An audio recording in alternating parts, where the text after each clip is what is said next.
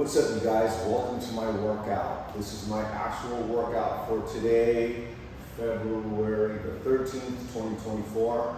So I do a lot of things that are not safe and a lot of things that are not conventional and go against the common wisdom when it comes to safety. So please, this is not a tutorial, instructional, nor recommendation of something that you should do. This is just documenting my workout. I will share with you what I'm doing and why on the breaks, and the number of sets, the number of reps, and the weight I'm using are the same I would use even if I wasn't recording this. I've been doing this for years and years and years. So, yeah. Anyway, this is also the second day of, I started peptide therapy. I'm working with Merit Health. They're supervising they're monitoring my blood work, medically supervising my self-administration of peptides. And so since this is the second day of peptide therapy, in which honestly nothing significant or measurable can really happen so early at this stage, I'm using this as an opportunity to test the baseline in certain basic foundational lifts or unconventional movements that personally challenge me and my physical and mental limitations the most. I can't even remember the last time I did anything like a deadlift.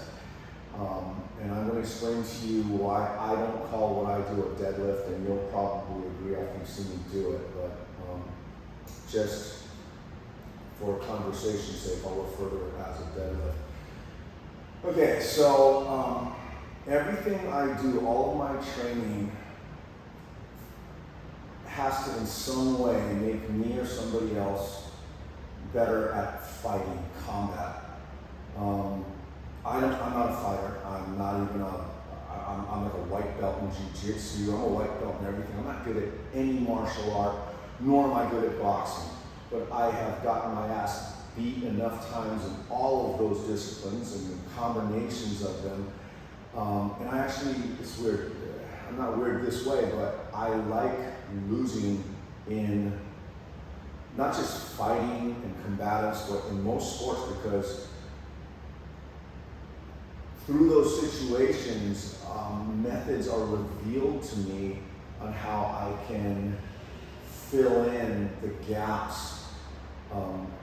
Granted, technique is always going to be number one, but my thinking is that if you have two guys of equal size, equal strength, equal abilities, and one of them has the kind of conditioning that I think matters, I'm going to place my money on that guy winning, all things being equal.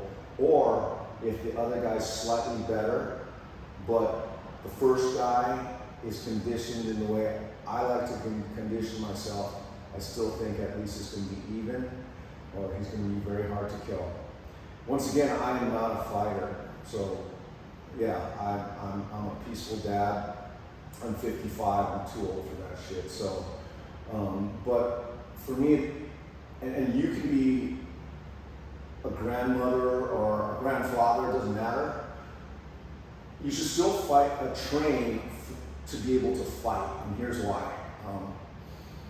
Fighting is the one competition, physical competition, that no matter who you are, where you live, what your gender is, and how old you are, it doesn't discriminate. You will never be immune from being attacked. And I'm sure you've heard other people say that, and it is true.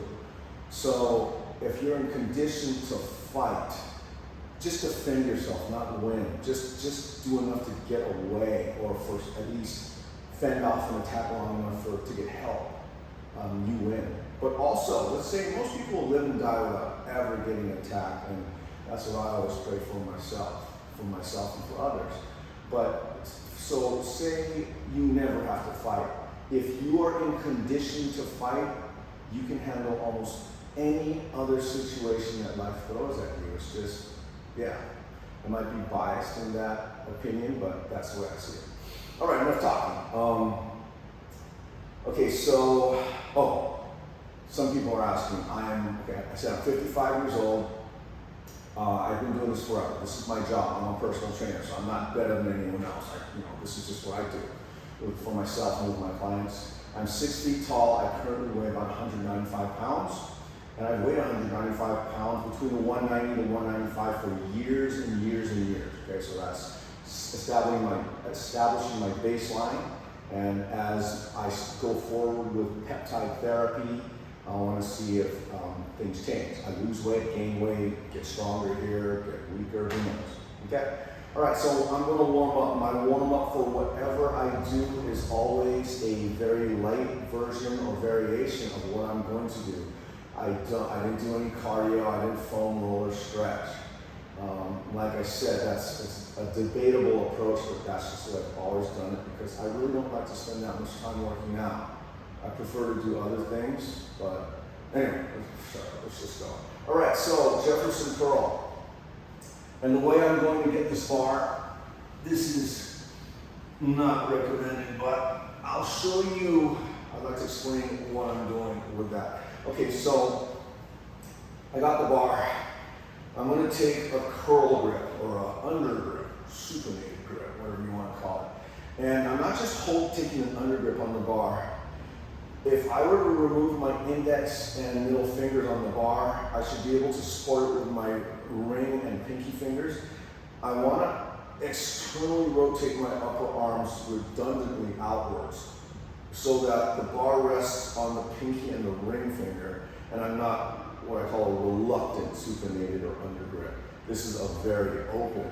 When I do that, it positions my upper arms or my shoulders in external rotation, and that allows me to start from the double X posture, extended spine, expanded chest. From this position, I've taken out all the slack in my spine and in my body. That allows my core and all my musculature to symmetrically support what's about to happen. And then I'm just going to, what I call a silverback position. I'm going to create a silverback position in my back and in my lats. This would be easier to do with an over or pronated grip, but since I'm going to be lifting from the under grip this entire workout, I'm just going to go from here. So what I'm actually trying to do, even though, yes, my back is technically rounded, oftentimes in the conversation about the Jefferson curl and rounding the back, there is an understandable concern for the spinal segments and the discs. I don't look at it this way. If you were to put 20 very tight shirts on my body, and I were to start doing this, all I would feel is those shirts squeezing back into my body. So you have a built-in system that's like that. It's called your fascial system. So all I'm trying to do with this silverback gorilla position is I'm trying to stretch all of the fascia in my back so it is now supporting this weight. Okay, my spine, I feel nothing in my back, anywhere in my back. I just feel a big stretch across my lats. I'm sorry, I don't normally do this, but if you can see this, I'm just trying to widen and stretch my lats as broadly as I can so that this weight is just suspended on the, I also refer to it as the sausage casing of your body, okay? So I'm stretching that sausage casing, and so it's now resting evenly distributed throughout the surface area of my back, and I'm using that to lower. I'm also dumping a bunch of weight onto my toes and the front of my feet. I am not trying to stay on my heels. Once again, not saying I recommend that to others, but that's how I do this. And at the very bottom here, I feel nothing in my low back. I just feel a big stretch through my latissimus and lumbar fascia. And now I'm going to use that fascial system to bring me back. I push my chest through, extend the spine, expand the rib cage. I just do one rep. Okay.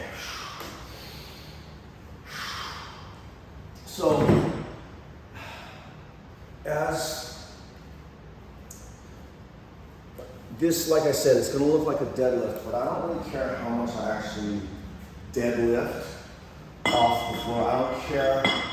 Long ago, I stopped worrying about how much weight I can lift for how many reps and all that stuff. Not like that shouldn't be important to others, especially if you're young and you're trying to build a foundation. You should be very concerned with and cognizant of all of those factors and working hard. At my age, with my current health status, and my metabolism and my recovery status, maybe I should say recovery, not health. That makes it sound like I'm dealing with something serious. But with my recovery status the way it is, I don't try to stay this way. Honestly, I don't give a rip about my diet. I mean, I've cut out a whole bunch of sugar. I did some videos on that a few months ago. But I still eat a lot of carbohydrates. I eat meat.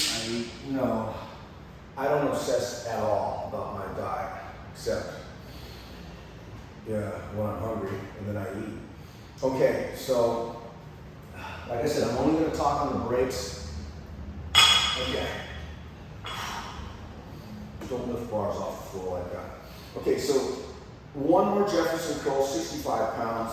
Another thing that's helpful, I like to use the fascia in the back of my legs as well. And one of the ways I do that, if you notice on some of these movements, anything where spinal or hip flexion is involved, sometimes when the body senses some kind of a limitation somewhere, it inadvertently starts to sneak the toes or externally rotate the femurs outwards. Knowing that, I found that I can stay on the belly of my hamstrings and right where they tie into the glute much better. As I place this weight onto my back fascia on the way down, the more I lower the bar with my back fascia, the more I try to screw my feet inwards by internally rotating my femurs. And if you try that, you're gonna find you can't go as far in whatever Jefferson curl you do, but you're gonna feel so much more of the muscle in the back of your legs and elsewhere by doing that. At least I do. Okay, so also on the breaks, I'm gonna give you a realistic assessment of how I feel. It might sound like I'm bitching, but I think it's important that people, especially the older people that watch my videos, know that I am not different or that different or better than almost anybody else around my age category. I'm doing this also because today, 12 years ago I had chemotherapy for stage 3 colon cancer, and the chemicals used for the chemo did a lot of damage to the peripheral nerves and blood vessels in my feet, my calves, and in my hands, but much more so in my lower extremities. So since that, my feet, the nerves in my feet burn. Sometimes they swell, my ankles swell. They swell so much that going down and upstairs, especially downstairs, it just feels like little tendons and ligaments in this area are just gonna rip right off the bone. They don't, but it's, I limp some days around my house. And that is why I approached Stephen Granzella from Merrick Health to help me, because I feel like I need it. So, all right, so I'm gonna bring the weight to 95, and from here I'm not gonna do Jeffersons anymore. I've warmed up the back fascia. So I consider the deadlift, like I said, I don't even care about the prime movers or assistance muscles used in the deadlift, all of that. I'm not saying you shouldn't, but I use what I'm gonna do to train the fascial network, that sausage casing that surrounds my muscles and my body, It separates everything, but it also connects everything. And I also use this and other heavy lifts to train my arterial walls. I'll explain that in a moment, but right now let's move on. Okay, so, yeah, I didn't use my lower back to do that, I used my back fascia. Okay, so this, I now have an under grip. I am trying to externally rotate my upper arms. I'm trying to turn the insides of my arms outwards. My knees are soft so that my legs are already assuming the load that's in my hand. And what I'm going to do is I'm going to anterior, or just tilt, I shouldn't say anterior, I'm just going to tilt my pelvis slightly. I want to feel the weight, in this case, on the balls of my feet. Because I'm using my feet to lower my hips towards the floor. I'm not thinking about the weight that's in my hand. I don't really care about that. Now, right around here is about as far as I should go, because any lower, and I guess I could go a little bit lower. I'm very much on my toes. I'm flaring my back. All I feel is a stretch across my back. I feel no pressure on my lower back. From here, I'm going to push my feet into the floor and lift my chest. Okay, and then using a similar, more relaxed form, I'm going to place that down. I'm sorry about the sound quality. This room echoes. I normally have a microphone tucked up in a headband here, but I wasn't planning on doing this today, but I got lucky, so I can. So it's going to be a little echoey, but please bear with me. Okay, and I don't, because I'm training my fascia and the walls of my arteries, the fascia is a very broad but flat system. It's like a membrane almost. And the walls of the arteries, obviously, we talk about assistance and auxiliary muscles being small. Well, sorry, the walls of your arteries are much smaller. So that being the case, they need more time to acclimate to the pressure of this bar as it enters my body.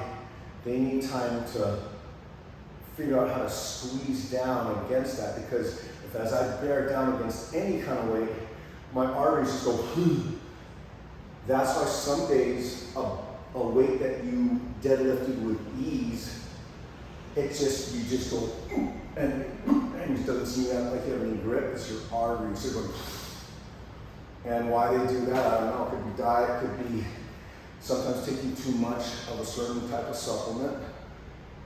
Could do that as well, who knows? But I'm not a science guy. Here's a fun fact, I'm not even a college grad, okay? I used to be super ashamed of that, but it's just, why? Okay, I'm 55, I'm not going back to college, so just so you guys know, and also just so you don't trust me too much, I am not some science guy or an academic. I'm a student of life. All right, here we go, 115. These are the actual increments that I add to my bars. They're very conservative. All right, now I'm going to stretch out my back fascia. This is technically not a good position to lift from. Everything basically is wrong here, and I'm pushing with my feet or my toes. I'm not back on my heels. I'm not a big fan of what I call flat-footed lifting. When you're young, you're trying to develop horsepower and foundation all day long, but for my stage in life, my feet, my calves, I gotta keep them going. All right, here we go. So I'm gonna first place this on my back fascia from this position. I'm gonna use my feet to lower my hips as far as they can go. I'm now feeling my back fascia, assuming the weight that's in my hand. And from here, I'm using my feet to elevate my chest. I never like to think of pulling a weight away from the floor.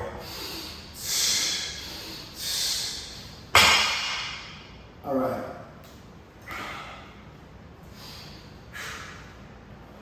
Okay, that was 115 modest pounds.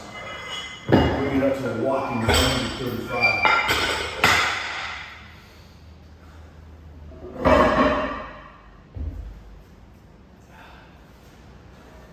Yeah, no, it's very important to me as I've been on social media for 3.5 years, and I'm very grateful and humbled by the comments that are left. But it also occurs to me that I am misleading certain people into thinking that I'm special or there's something different about me. That's why I started doing these videos. They are unedited, one camera angle, boring, but very literal depictions of my actual abilities and what my actual workouts look like. I say this a lot, I'm just a guy. I really am. Okay. And I'm good with that. I like that. I like just being a guy. I like being a dad. So if you're a dad too, be proud. Okay. And if you're not, be proud anyway, because, yeah, you know. Okay. Here we go. Now I'm at, all right. So this is just standard height barbell, 135. Right now, the bar is about a finger thickness over the top of my foot, and I'm taking an under grip. I like this grip because in life, there's nothing I think of that I've ever done in real life to help myself or others that's required or afforded me this type of grip. I just don't get that. Not like this is bad, yeah, but for me, I like to use weightlifting to simulate real life, and this to me is the way I do it. Plus, I can really stretch out my back fascia. Get my hips deep under me. I get my orientation, get my mind into the balls of my feet and my big toes. The strength of my big toes is more important to me than my bench press. All right, here we go.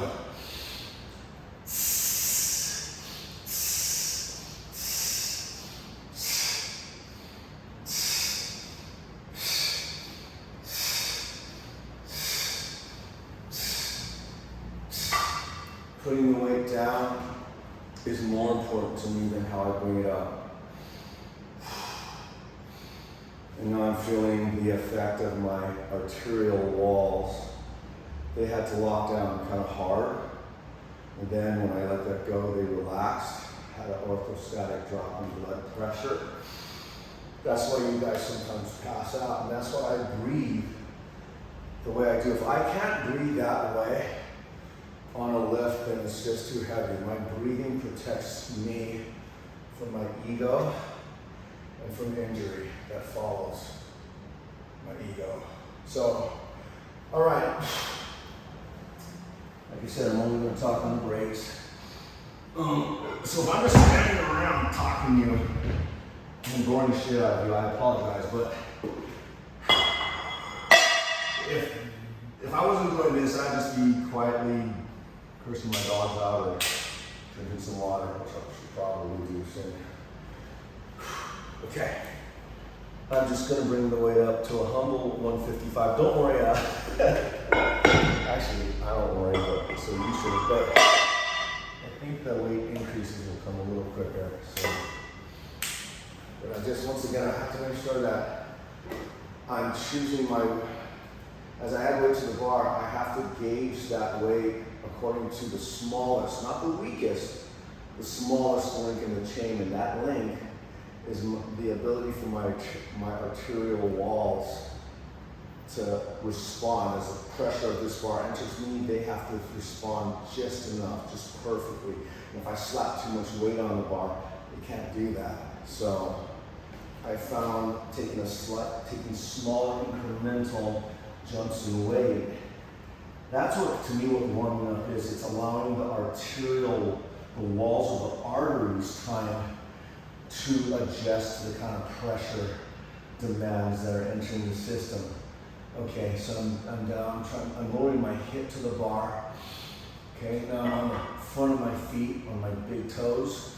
I'm stretching my back fascia. I feel nothing in my lower back.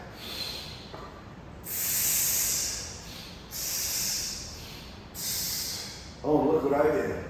I took a conventional overgrip on the bar. Shame on me. I'm on my toes. But that's okay. You know, sometimes, especially when I'm enjoying myself hanging out with you, I might forget certain things, and that happens all the times when I work out. I think a week or so ago, in the middle of my workout, I realized I was wearing one green boot and one brown boot.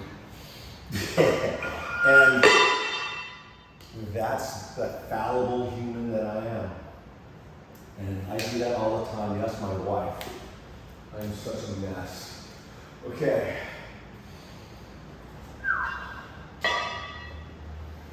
Okay, so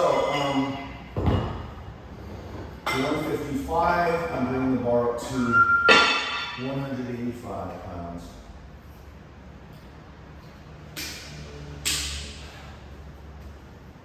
If at all possible, I like to use steel plates. I like the way they sound. They look real to me. And that's just what I grew up with. Not to say that bumpers aren't anything wrong with that, but I just like steel. Okay. Double X posture, extended spine. So basically like a bodybuilder on stage. You want this sucked, I like this sucked, and I know there's various methodologies. Some say push up. I like to just be sucked and everything is now, all the slack in my spine is taken up. I'm creating the longest lever that I can. And for me, bad leverage is good because I can access more musculature. It might be at the expense of less weight, but I stopped caring about weight a long time ago. All right, so here we go.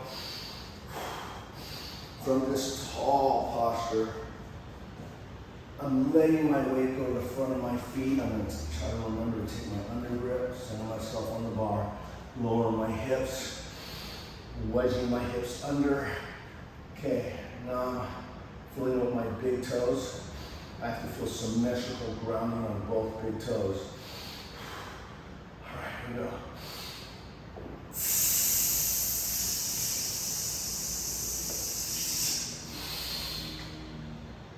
Big tall breath. I like this grip because I can really retract my shoulder blades, push my chest all the way through. I feel more locked out this way than with an over grip.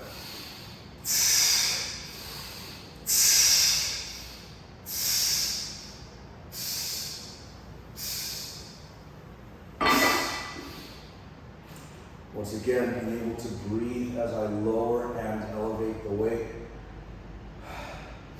That's an important physical attribute. I refer to it as breathing under duress, because oftentimes in real life, you won't be able to get, if you have to exert yourself physically, it might take several seconds or even minutes of very high intensity effort. And if you've trained yourself to only get things done on one breath or on a single stroke breathing cadence, then you could find yourself coming up short in those times where you don't have that luxury. So being able to breathe, I'm going to say this over and over again, my ability to breathe while I'm in the midst of a physical struggle, that's more important to me than what I'm struggling against. All right. Once again, I'm tightening up all my back fascia. When I do this, I'm pretending I have a shirt that's tucked in too far into my pants. And if I feel like I'm untucking that shirt, I'm now accessing and preparing the fascial network in my lumbar and my lats to support this position.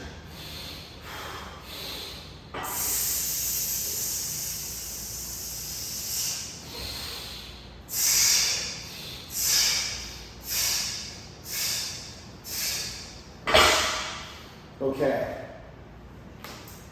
so once again, at the expense of sounding like I'm bitching, and I'm not, but I'd like to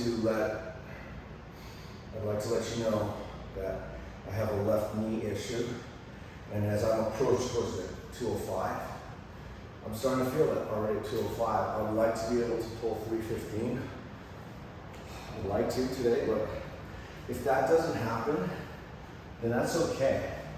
I'm just going to see what is the most weight I can pull, and if I have to stop because of an orthopedic issue like my knee, or just I'm too weak, that'll be my baseline for today.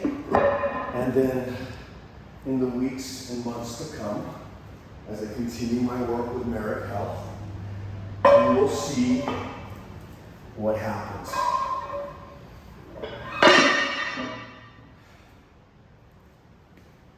By the way, for those who don't know, I'm in a partnership with Merrick. They are giving me no money. They're paying me no cash at all. No monies are being exchanged. They're providing their medical guidance and expertise and the peptides that I'm using in exchange for me sharing with you my honest, let me say that again, my honest experience with the whole process. Okay, so that is, we both agreed it would be really, at least good for me, but it would also be good for people who are curious about how peptides work. This is my first time, I'm on day 2 of ever using peptides, so I'm as new to this as a lot of you are. And by the way, if you don't know, peptides are not steroidal, they're not hormonal. There's no testosterone, growth hormone, estrogen, anything in that. Okay. So once again, I like to start like a bodybuilder on stage, not just because it looks cool, but this prepares my platform in case I have it. If I'm standing like this, boom, I straighten that out. I get everything in an axial orientation, very straight. If I do that, then all the supporting structures and muscles can support my spine, and I can exert into whatever I'm doing as evenly as possible. From here, once again, this bar is a finger width above my feet. I gotta get my hips low. Weight on the front of my feet, on my big toes, I'm pushing it with my feet.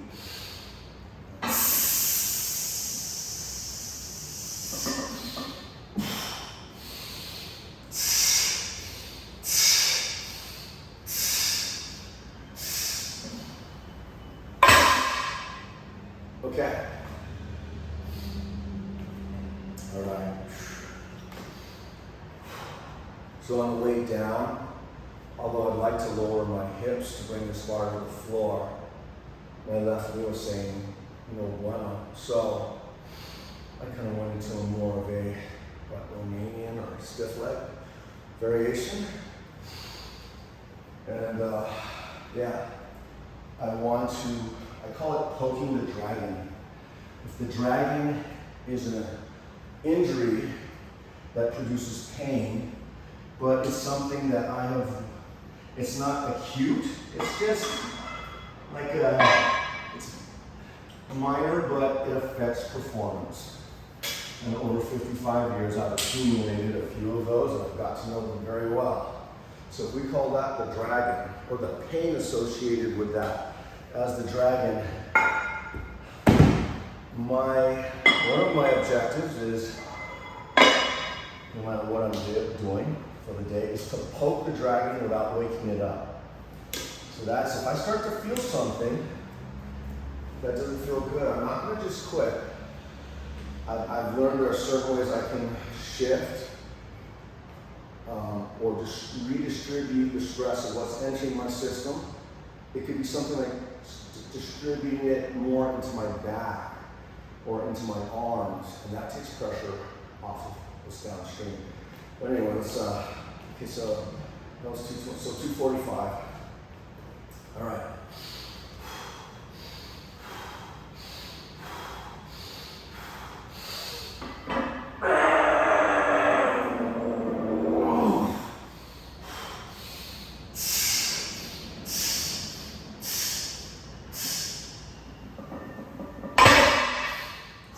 Okay, as much as I would have liked to go from a lower hip launch point on that lift, between my ability, my arterial ability to lock down against this weight, for me to squeeze myself or to compress my vascular system here, that affects my ability to pressurize, and for my arteries to autonomically contract against this, so I went from a higher hip position.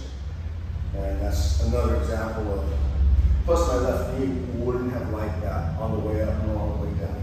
So, and I did poke the dragon on that a little bit, but that repetition actually was more comfortable at 245 than 225 was from the lower position that put more flexion in my compromised left knee, and I ran over that area of imperfection a little bit harder. Okay, so creeping the bar up to 275 now. And so because I don't care actually how much weight I lift, I only care about how well I breathe and what I'm using to lift the weight. So I want to breathe with this 275 pounds. I want to put it not in this perfect extended or straight back position, because in life, when I have to lift things this heavy, I never have the luxury nor the ability to lift it from this position. I mean, it just doesn't happen for me. If you guys wrestle or jiu-jitsu, you know exactly, or do jiu-jitsu, you know exactly what I mean. Okay, 275. Also, yeah, my breathing, my exhalation has to get a little bit more, it changes.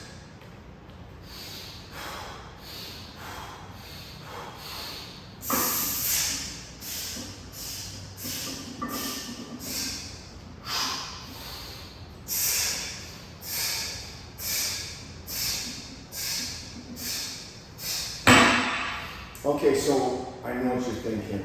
I'm going to pop a bicep. And that is a very valid statement, or, yeah, sure. You know, I could pop anything. A meteor could land on me right now. But what appears to be, I've been doing my deadlifts this way I started doing this a long time ago. Remember when I found if I'm strong here, I'm even stronger here.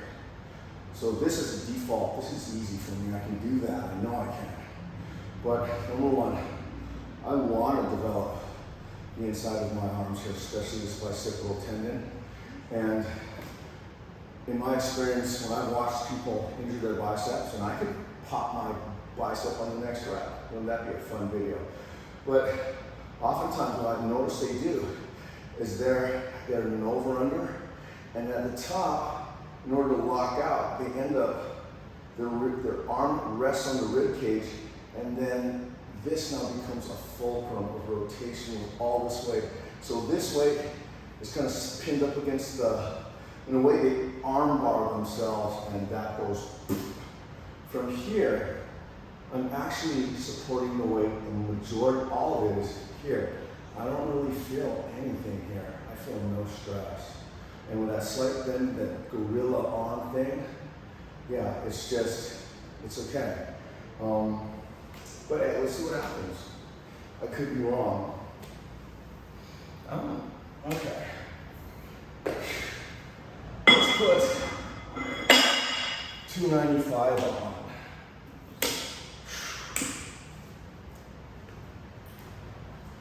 Like I said, it's been a long time since I've deadlifted, months and months.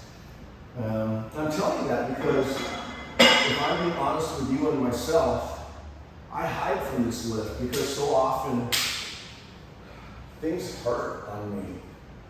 And I'm not that tough a guy, man. I'll choose mobility stuff and, you know, things that look heavy, but when you compare it to this, they're not. Yeah, I hide from this. So, but since we're setting a baseline for improvement going forward, I'm going to test this today. All right.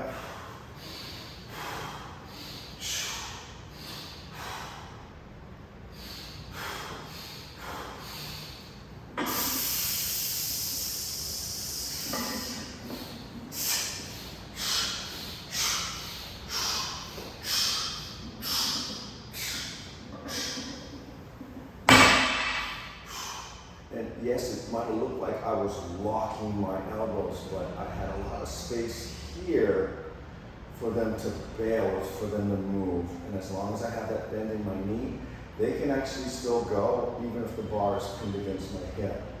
Once again, I am not advocating this for any of you. I'm just explaining how it works for me and why I don't feel threatened by it. I don't need to be small,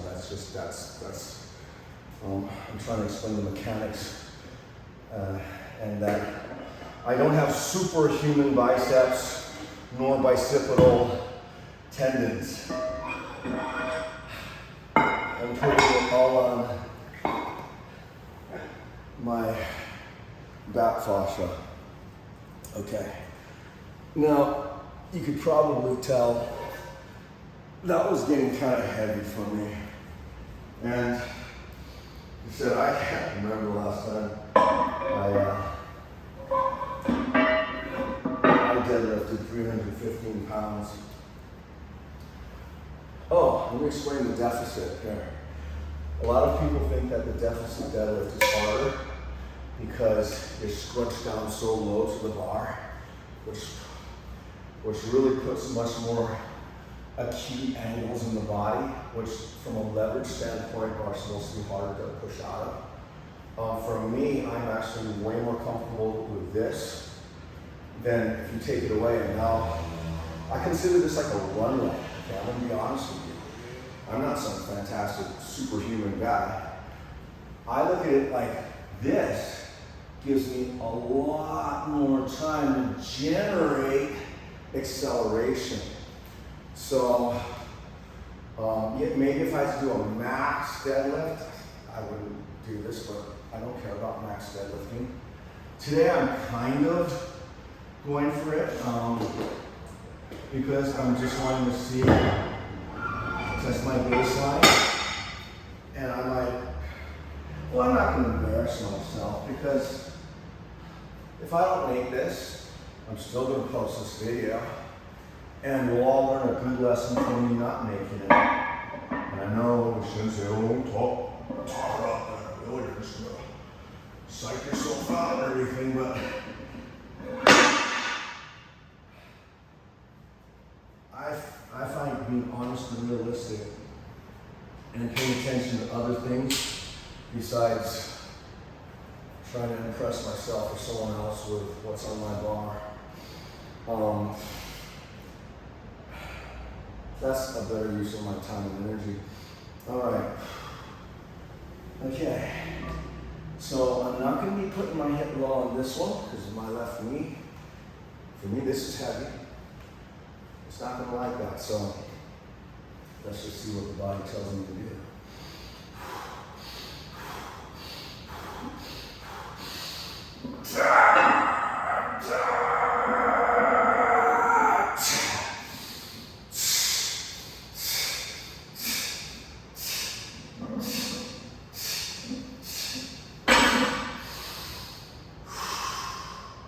And that feeling, that's my arterial walls letting go. It's more important to me that my breathing mechanism and my vascular mechanism get stronger from this than my skeletal muscles. At my age, I'm not really that concerned nor convinced that I'm going to gain that much more muscle mass unless I were to do TRT or steroids or something. By the way, for those of you that are new to me or what I do, I have never ever used performance-enhancing drugs. I look at you in the eye and I tell you I have never used them. Not a molecule. Younger years, past lives, never. Not like I'm not above it later on if it is medically deemed necessary, but at this point, I just want to see how far I can go at this point with my old bro science and a few peptides. Okay. All right. You know, I was thinking of 335, but based on how that 315 went, I'm not going to do it. Sorry. Yeah, I know. But yeah, I think that was good. So I would do this whether you're here or not. I'm gonna get some water now. I'm gonna take this bar apart. I might do a few stretches or something, and if I do, I will record them for you in case you're curious. But if you're still here, as always, I really, really appreciate you as a human being here with me and watching me do this. So thank you very much from the bottom of my heart. And you have a great day. Much aloha.